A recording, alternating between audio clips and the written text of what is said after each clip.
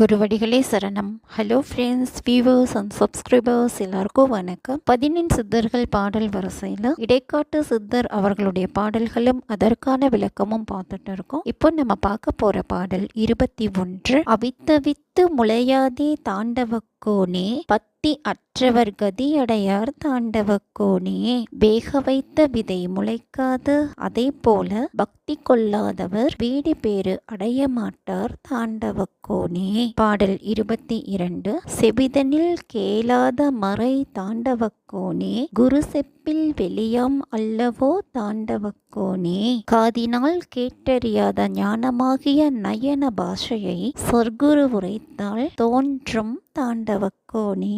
இங்கு நயன பாஷை அப்படின்னா சர்க்குரு சீடனிடம் கண்ணால் பேசும் பாஷையே, அதாவது அந்த மொழியே நயன பாஷை அப்படின்னு சொல்லியிருக்காங்க. பாடல் 23. மாடும் மனைகளும் மக்களும் சுற்றமும் வான்பொருளும் வீடும் மணிகளும் வெண் பொன்னும் செம்பொன்னும் வெண்கலமும் காடும் கரைகளும் கல்லாம் பனியும் கரிபரியும் தேடும் பல பண்டம் நெல்லா சிவகதி சேர்மின்களே.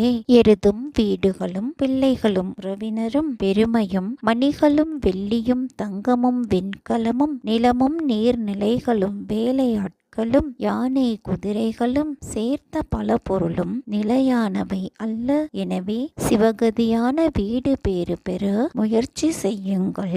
பாடல் 24. போகம் போம் போகியம் போம் போசனம் போம் புண்மை போம் மோகம் போம் மோர்க்கம் போம் மோசம் போம் தாகம் போம் வேத முதல் ஆகமங்கள் மேலானதென்று பல்கால் ஓது பிரமத்து உற்றக்கால். 4 வேதம் முதல் 28 ஆகமங்கள் வரை போற்றி பாடும் சிவபெருமானுடன் இணைந்தோர்க்கு அனுபோகம் சுக அனுபவத்திற்கு உரியது அற்ப காமம் விடாபிடியாக கொண்ட கருத்தும் வஞ்சனை விருப்பம் ஆகிய அனைத்துமே நீங்கிவிடும். பாடல் 25. தாண்டவராய கோனார் கூற்று.